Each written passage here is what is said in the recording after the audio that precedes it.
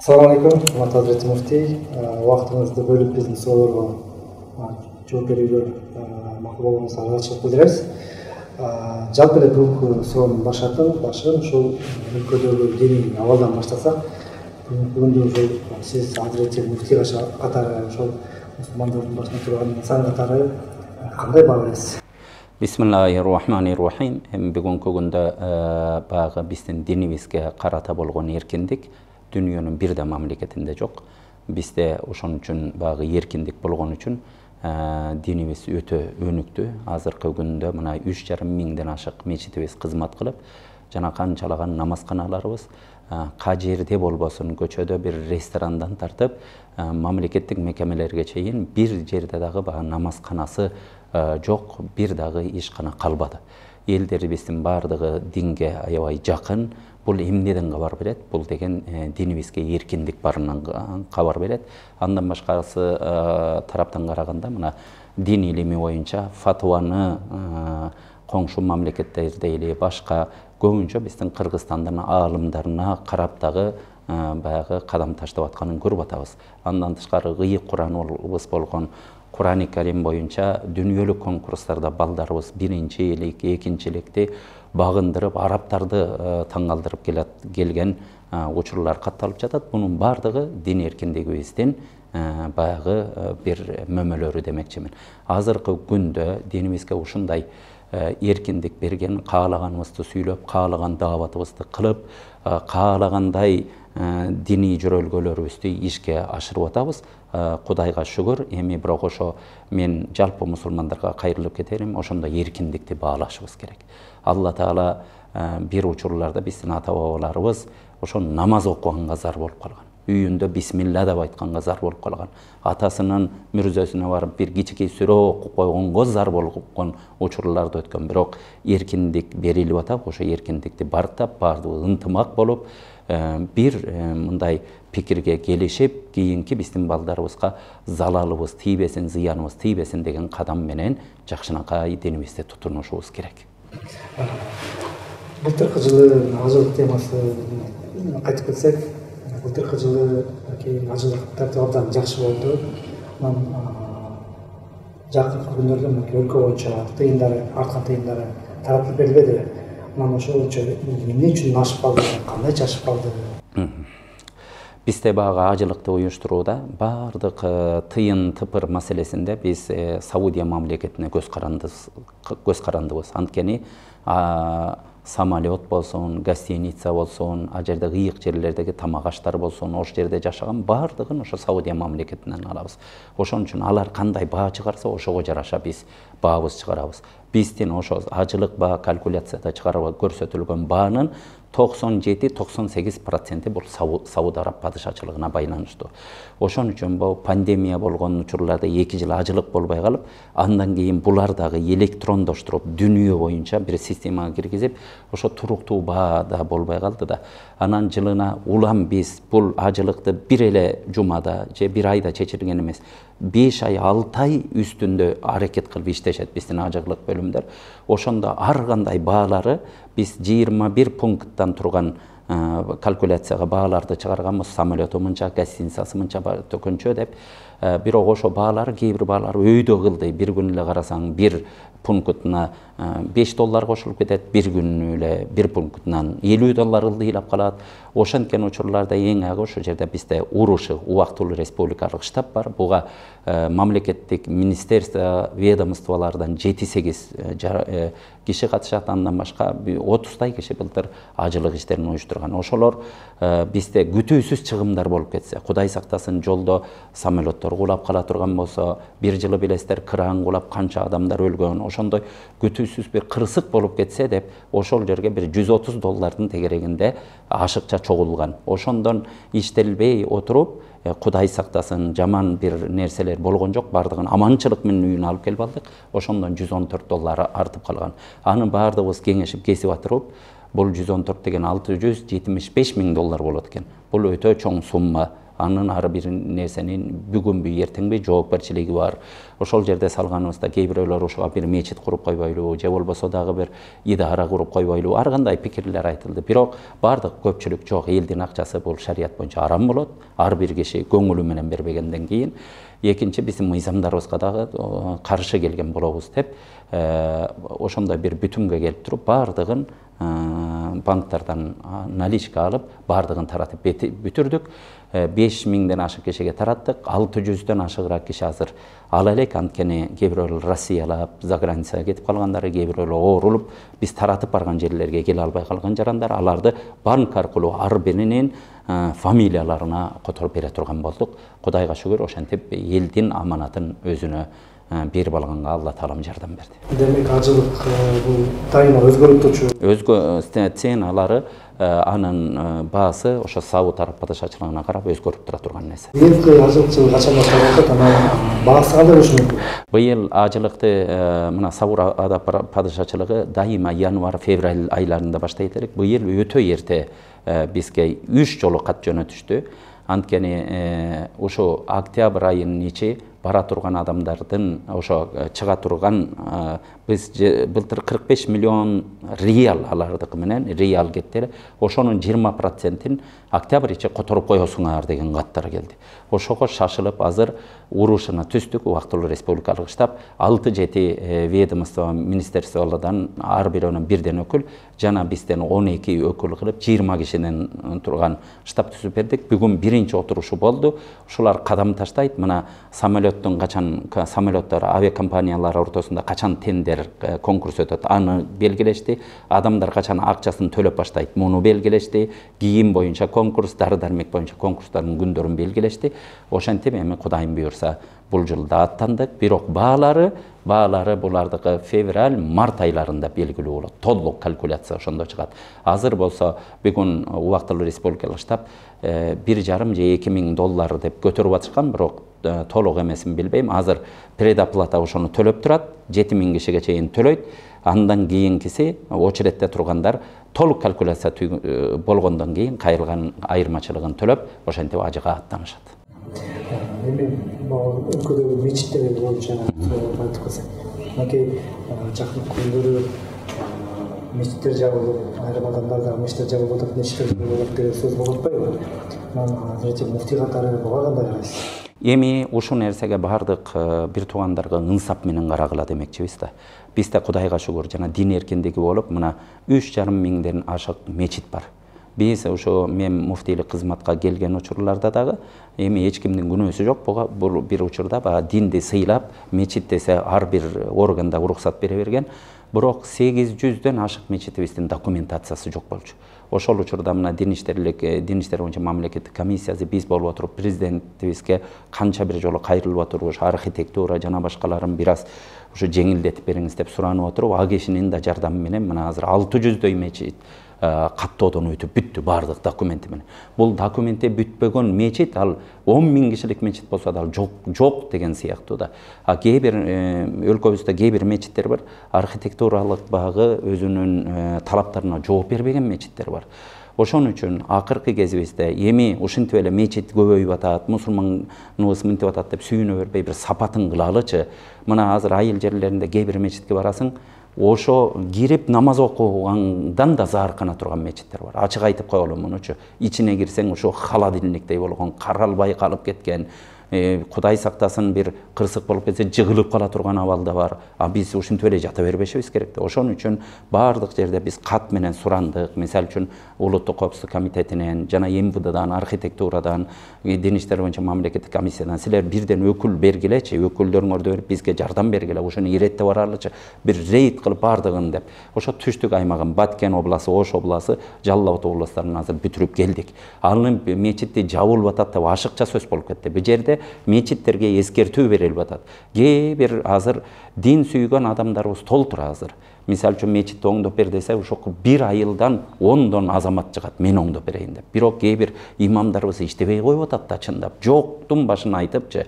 Ал кээ бир имамдарыбыз бар, ондогон, жүздөгөн мечиттерди бир киши оңдотуп койгон нерселер бар да. Ошон үчүн бул бүт эле дүнүйөлүк баягы ушундай тажрыйба, ушундай бул мечит деген Кудайдын үйү, мусулмандардын жалпы үйү болуп эсептелинет. Ошондо баягы кечине сооп табам деген кишилер келип курат, сооп табам деген кишилер келип киремин салып берет, журуулугун оңдойт. Ошого бир аракет кылышыбыз керек. Эртең Кудай сактасын, ушундай учурлар да болгон, кээ бирөөлөрдүн крышасы түшүп кеткен болгон, башка болгон. Ошентип чырылдап аткан адамдарды ушу жөн эле биттей нерсени төөгө айлантып көрсөтүп, мечит жабылып калды, бу деп ушинтип сүйлөп аткан адамдар Кудай сактасын, эртең бир жерде бирөөнүн крышасы курулуп кетип бир кырсыктасынчы, мына карабай атып ушуну кылган деп ошолор биринчи чыгат. Көрдүңүздөр го. Ошон үчүн андай адамдарга биз көңүл бурбайбыз. Кудайым буйрса түздөп кетебиз. Мына Ош областын кыдырганыбызда бир 30тан ашык мечитти ушу эскертүү бергенбиз. 1 ай, 2 ай убакыт беребиз. Дароо жылуулугу жогун, жылуулугун оңдогула, архитектуралардан документиңер кеми ошону толуктагыла. Бул жерлерде красный линия болуп калса өзүңөрдүн багы эсебин алгыла деп имандарга, жамаатка ошо жерге жүктөгөнбүз. Бардыгы азыр кайра ордуна келди. Көрдүңүзбү? Адамга текшерүү болгондо ошондо бир иретине келет экен. Мына Кара Сууда бир мечитте жөн эле бирөөлөр чыгарып карганып, шиленип, өзүнчө бир күйүп аткан киши болуп көрүнөт. Бирок ал жердин түпкүрүн жакшы түшүнүп алалы да, мечит жапкан эч ким жок. Мечиттерге эскертүү берип, бардыгын иреттеп атабыз. Башка мамлекеттерге барып келебиз. Мен жакында Өзбекстанга бир барып көрдүм. Ар бир мечит, айылдагы мечитине кирсең дагы дааратканасынын тазалыгы кечирип коесуздар, кээ бир биздин үйүбүздөн таза ошолордун дааратканасы. Карасаңыз, мечитке киргенде ушунда бардык условия бар. Адам намаз эле окугусу келет. Биз эмне үчүн артта калышыбыз керек? Кече Казакстанга барып келдик. Казакстанда да боло ошондой. Бизде бардыгын койгана кылып коюп отурушат ош жерге. Ошон үчүн бул нерселерди иреттешибиз керек. Анан медреселерибиз да, биздин 100дөн ашык окуу жайыбыз бар. 10 000 деген балабыз окуп атат. 10 000 деген бала оюнчук эмес. Адамдардын аманаты ал. Баласын алып келип берип атат. А жерге биз акыйдабыз, Ханафи мазхабыбыз, Матуриди акыйдабыз деп какшап келип атабыз. Эртең аларды ар бир медресени ар башка кылып биз токтоп тура албайбыз. Ошон үчүн бирдиктүү программаларды киргизели. Ар бир медресе, бул жерде бир жыл окуган медресе экинчи жыл башка бир Бишкекте окуп аткан медресе Ошко которулам десе да бар туруп программаны улап окуп кете турган бир тартипке алып келишибиз керек да. Ар ким эле өзүнүн билгенин киргизип алып эле ар кандай китепте окуй берсе, эртең биздин абалыбыз эмне болот? 5 жылдан кийин 10 000 кадр чыгат ар жерде.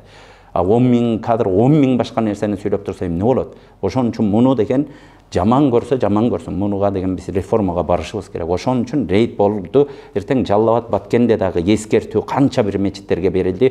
Убактысынча ошол жерлерди токтотуп туруп, убактысынча тез бүтүрүшүбүз керек. Анткени аны бүтүрбөй турган болсок, буларың жайылып жата берет. 5 жылдан кийин да шылтоосу түгөнбөйт алардын. Ошон үчүн буну тартипке алып келүү деген нерсе. Эч ким мечит жапкан жок. Кайра мечиттерибизди ачылып, мына Бишкегибизде Орта Азияда эң ири мечиттердин бири болгон мечиттин пайдубалы курулуп бүтөйүн деп калды азыр. 2 жылдын ичинде ишке берилет. Ош шаарында ошондой 5 000, 6 000 кишилик заманбап болгон мечиттин пайдубалы курулганда. Баткенде ошондой ниет кылып атабыз. Балыкчы шаарында Ысык-Көлдө ниет кылып атабыз. Нарын шаарында ошондой чоң, көркөмдүү, жанагындай мунаралары адамдын көзүнүн жоосун алган мечиттерди куралы деп атабыз. Каякта бул тосуу? Бул нерсе ушуну айтып аткан адамдар мечит жабылды эле деп фитна чыгарып адамдарга ушундай таратам дегендер. Ошолор курулганда дагы бакырып чыгышат, мечит кура бересиңерби деп. Ушулардын өздөрү чыгат. Ошондой адамдардын тилинен коркуп отура бере турган болсок, биз эч качан алдыга жылбайбыз. Ошон үчүн ушундай кадамдарга барып атабыз. Кудайым буйрса, эч кимден кысым жок, эч нерсени жабылган жок. Мына мен муфти катары айтам, Кудайым буйрса бардыгы эркиндик, бир гана санына сүйүүнү эмес, сапатына сүйүүнүүгө кадам таштаган учурубуз. Иретке келтирүү. Ушул сөздөрдө улам мынакей мусулмандардын адеби тууралуу айтсак, кандай адам чыныгы мусулман, анын жүрүш турушу, адеби, идеалдуу мусулман деп кимди айтабыз? Ушул нерсе аябай чоң жакшы бир суроо болду. Туура мусулманбыз дейбизби? Мусулман болгондочу эң биринчи мусулмандын адеби менен өлчөнөт. Адам адеби менен өлчөнөт. Бир улуу ойчулдун айткан сөзү бар, улуу олия адамдын айткан сөзү, бир адамдын эмнеге күлүп атканын карап туруп, анын акылынын деңгээлин билсең болот дейт. Эмне үчүн күлүп атканын көрүп туруп, анын адебин байкап алсаң болот дейт. Ошон үчүн баскан турганыбызда биринчи адеп. Мусулман, мына идеалдуу мусулман биринчи эмне? Аллага болгон байланышы бекем болуш керек. Экинчи илим билимге көңүл буруш керек. Үчүнчү коомчулуктун ичинде кыянаттык кылбаш керек, аманатка бекем болуш керек. Бул коомдук жайда болсун, мамлекетке болсун зыянын тийгизбеш керек. Бир гана адамдарга пайдасын тийгизген, коомго зыян алып келбеген, кыскача айтканда ушундай түрдөгү адам идеалдуу мусулман боло алат. Мынакей азыр коомчулукта бул маселе жогорку кеңеште да көтөрүлдү, жана никап боюнчачы.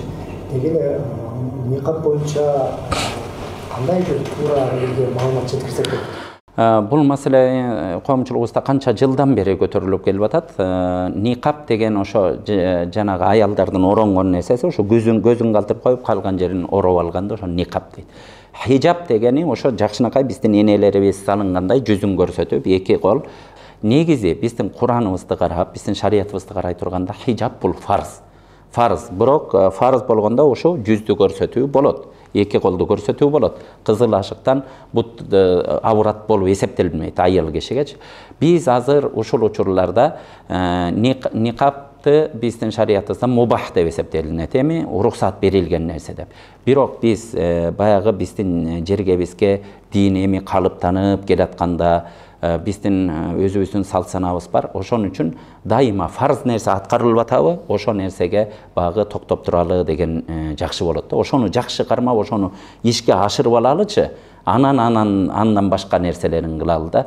Ошон үчүн бул нерсени баягы айткан учурларда Раматылык Чубак ажы баардыгыбыздын кыргыз элинин устазы болуп бул дүйнөдөн кетти. Ал кечинде көзү тирүү эле, ошол кезде дагы аалымдардын арасында ушундай көтөрүлгөн эле. Ошол кезде ошол киши дагы ушул нерсеге токтололучу, жөн аша чаап эле, секирип эле, болбогон нерселерди минтип болтурабыз дебейли. Акырындык менен болот. Москва бир күндө курулган эмес деген сөз бар. Ошон үчүн азыр ушу хижабты ордуна келтирип алалычы, анан акырындык менен болот.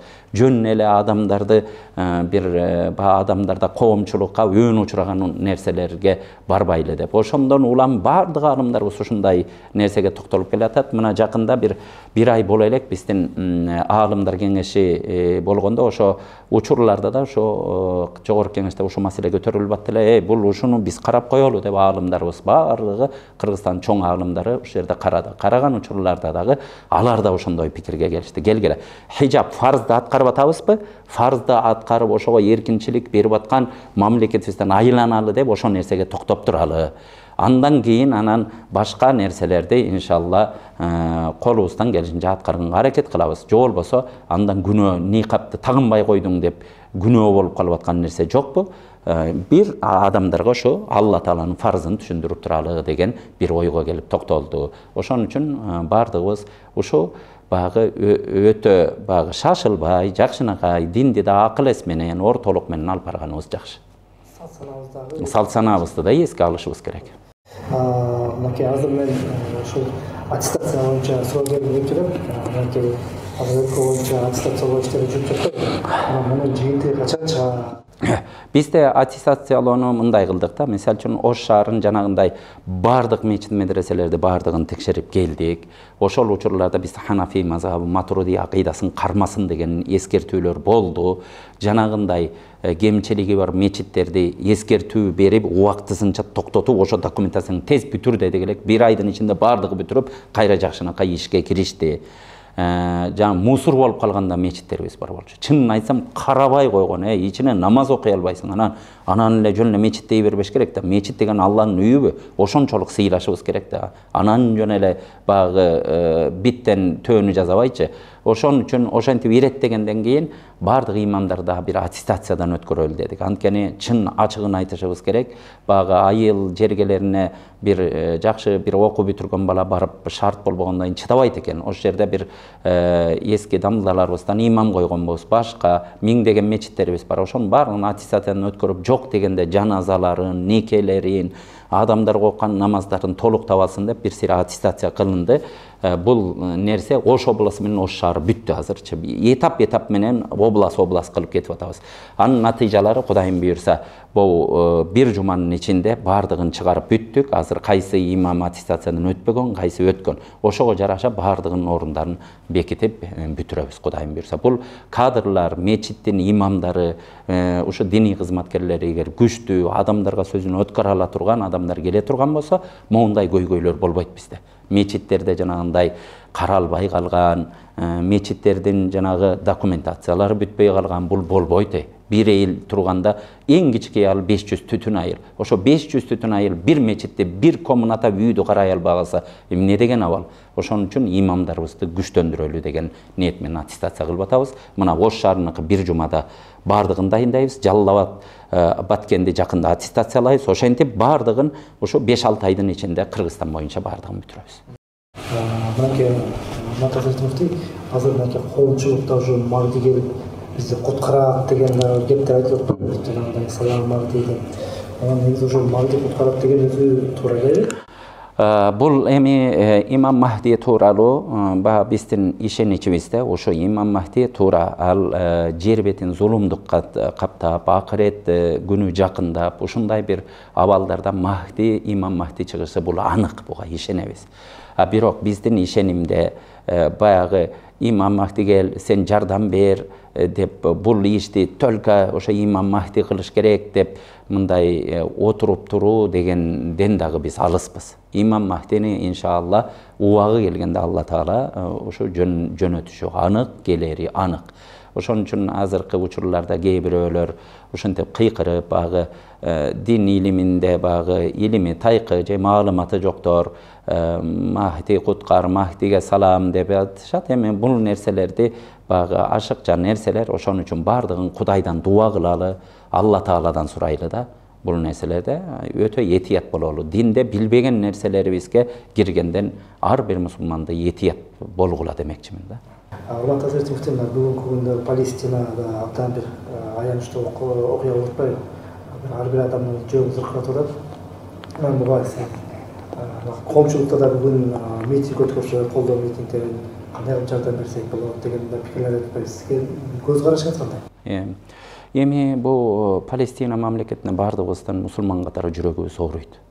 Ошо башталган күндөн тартып эле биздин мечит, медреселерибиздин бардыгына биздин мусулмандык адебибиз ушул.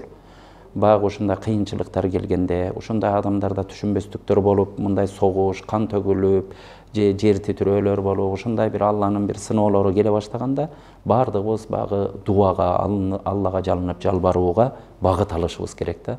Ошон үчүн бизде Кудайга шүгүр мына 1000 деген мечиттерибиз бар, 100 медреселерибиз бар. Элибиз Кудайга шүгүр ушундай ыймандуу эл, динге жакын эл. Ошон үчүн бардык ошо башталган күндөн баштабай дуа кылалы. Биздин эң чоң жардамыбыз дуа деп баштаган элек да. Анан ар бир адамга айтарыбызчы, биз материалдык жардамдан мурун-дагы, башка жардамдан мурун-дагы эң биринчи тилене турган нерсебиз биздин дуабыз эң чоң жардам болот. Ушуну эч убакытта унутпайлы. Бул бардык нерсе Кудай Тааланын колунда. Бул туура сыноо болду. Бул учурларда Куранда да иннамал муъминуна ихва, жүрөгүндө ыйманы барлар бири-бирине бир туугандай, жүрөгүбүз какшаап турат. Ошол жерде наристелердин өлүп атканы, адамдардын өлүп атканы ар бир мусулман көңүлү оорубай койбойт. Бирок ушул учурларда эмне кылышыбыз керек? Кур'ан-ы Каримди көп окуйлу. Алланын сөзүн мына Кур'ан туратка, Кур'ан-ы Каримди көп окуйлу. Мунун ар бир Кур'анды жөн ооз менен окуп коюш эмес, муну жүрөк менен, ушуга толук Алла Тааланын китеби, ушу нерсе береке чакырат деп ар бир тамгасын ыйык тутуп окуй турган болсок, иншалла береке келет. Алла Таала көбүрөөк зикир кылалы, көрдүңүздөр, дуа тилек кылалы. Ушул учурларда тахажжуд намаздарды окуйлу. Тынбай нафила розаларды кармайлы, Алла Таалага жалынып жалбаралы. Жакында Кудайга шүгүр, мына аалымдарыбыз ар жерлерде хатымдар болуп, дуалар болуп атат да. Эң негизги нерселерибиз ошо дуабыз менен жардам берели.